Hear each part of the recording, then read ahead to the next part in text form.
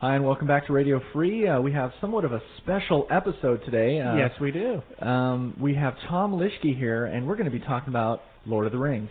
Well, a little bit anyways. A little bit. As much as we can at this point. We're still quite a ways out from the release of Lord of the Rings, but we had some big stuff go on last weekend. Why don't you tell us a little bit about what's going on, Tom? Well, we had the first major in-house playtest. We'd been doing some playtesting before that, but it was mainly putting this element and that element together and making sure that it was all playing all right. And so we brought in a bunch of our better gameplay people in-house last weekend and went for a couple days and really had a good, strong playtest, got a lot of data.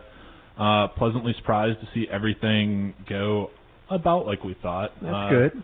Yeah, you guys were there, so you know that there were some things that we had to change a little bit on the fly, but we're well on our way to hitting our target gameplay time, which is about 25-30 minutes per game. And it seemed to really be sticking to that throughout the whole thing. I mean, there were a couple games that went long, but for the most part, yeah. In any CCG, you're going to have a few that go long, but there were plenty that went short too. Just the way the format works, there's occasionally there's a very abrupt ending to the game. Sometimes the bad guys win, and when the bad guys win in this game, that's all she wrote. Yeah, really. Now, you said it was an in-house playtest, which means only here. This didn't involve any remote groups at all. No, nothing outside the company so far. Now, people are going to be asking about the application process that we went through about a month ago for playtesters. Yeah, probably, as I'm sure they tell you, it's been a little bit longer than a month at this point. We're actually coming right down to the conclusion of it. Now, we had 800 applications, is that correct? A little more than that, yeah. And part of what's taken so long is a lot of them were really good, and it's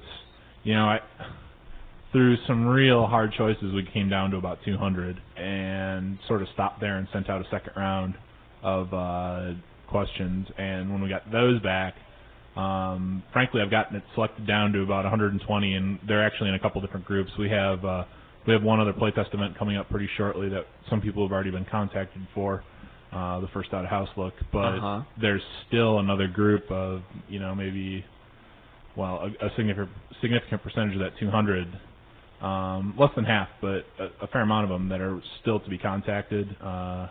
But they will be in the near future.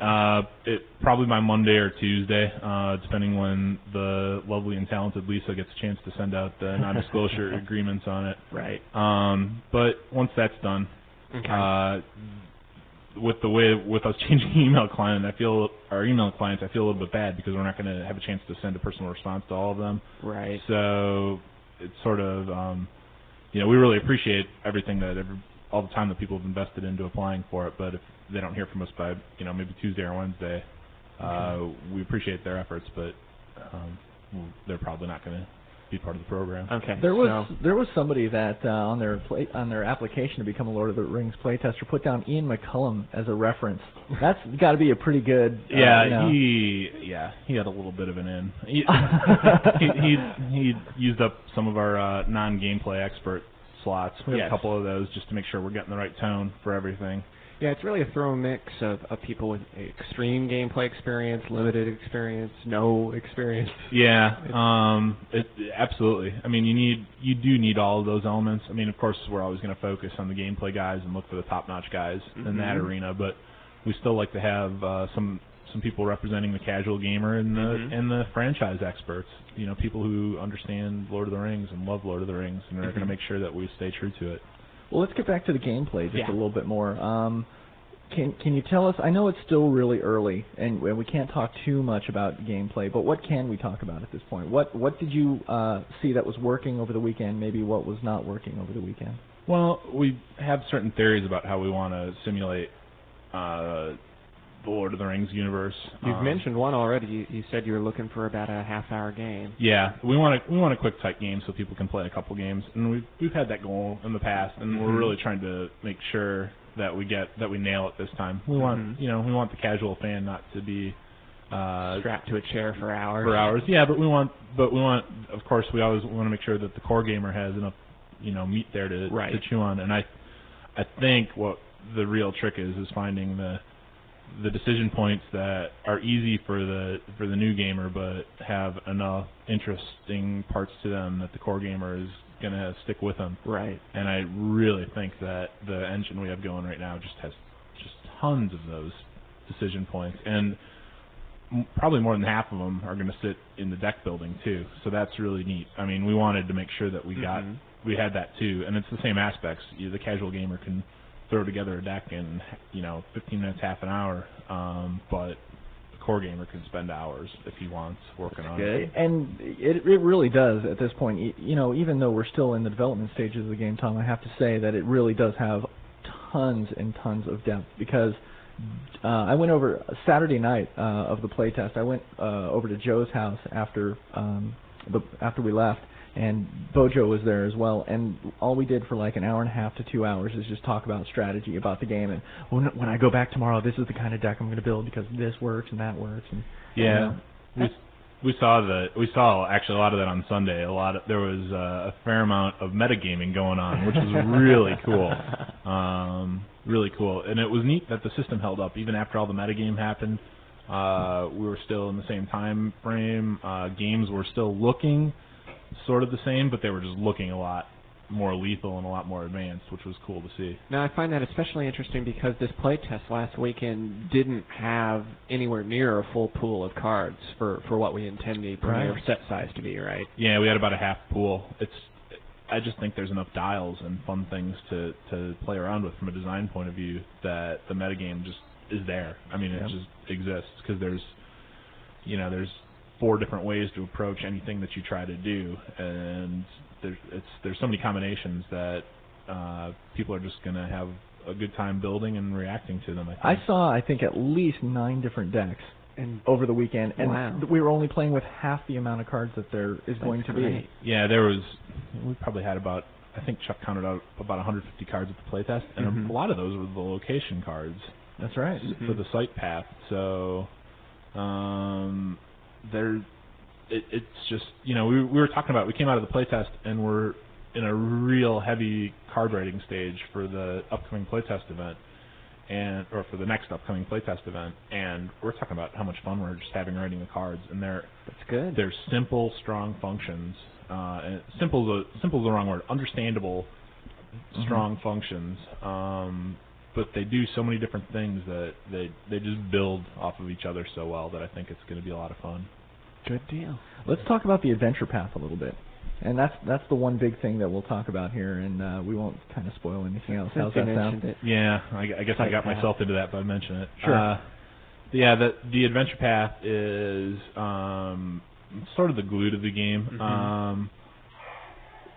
It's how we're going to implement locations for the mechanical end, but it's also the way that we're going to really suck people into the movies. Okay. Veteran players of the Middle-earth TCG that ICE did will know that they simulated all of Middle-earth. Right. They did the whole universe. Yeah, both in space and largely in time too. And we're not going to do that right away, anyways.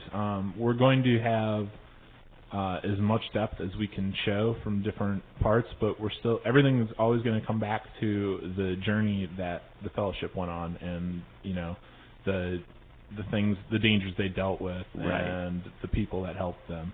But mechanically, it's really pretty neat because the adventure will be different every time, because each player comes with their own adventure deck, but their fellowships will share the path that's created in the game. So there's different routes to the end destination.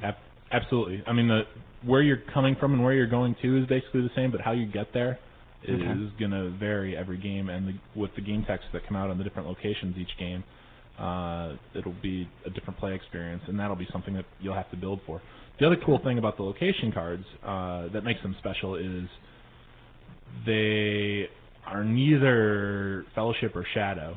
Some will be strong for the Fellowship and some will be strong for the Shadow, but if you put in a location that's strong for the Shadow, you have to plan for that. You have to know that your fellowship is going to go across that. Right, and my opponent might be able to take advantage of that and really beat down. I mean, yeah, because on Sunday, that's the kind of deck I built. I built a deck with a lot of where my adventure path had to deal a lot with shadow bonuses, and I was finding that I was moving pretty slow. Yeah, you have to be. Now the nice thing is, if you then went back, you learned that lesson on Sunday. If you learned that lesson on Saturday, when you were going and looking at the resources you were choosing to put in the fellowship side of your deck, you may have slanted to take advantage, or to at least be careful, because you know the threat that your own adventure deck could cause. Right.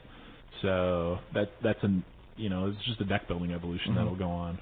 Yep. Also factoring into that is the number of players that are involved in the game. Yeah. The fewer players there are, the more your chosen sites will come into play. Right. Absolutely. The more that's an aspect of the multiplayer that the more players, the more random that adventure path is. The less control any individual player is going to have over it, unless they put in some cards.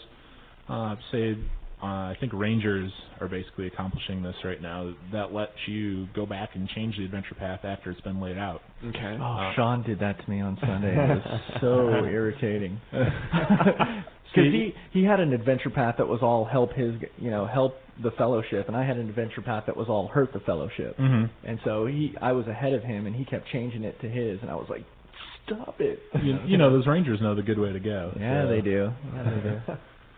So wow. I think that's about as much as we can really give away at this point. That's pretty generous, though. Yeah, well, I'm hope I don't get in trouble for being too generous here today. But okay. All right, well, thanks, Tom, and we're going to be looking forward to talking with you a lot more up until the release of Lord of the Rings. Yeah, it'll be fun. Maybe it's going to be pretty regular here on RFD. Yeah, it's fun. Hopefully we can come back and give some updates from these different playtest events that we have coming up in the near future. Now, actually, one more thing, Tom. I heard this morning that we have hired an intern for the TCG studio for you guys. Specifically, his job will be to come in every day and just play Lord of the Rings. A couple of them, actually. 2 of them. Yeah. What a dream job, man. Yeah, that'd be pretty sweet, wouldn't it?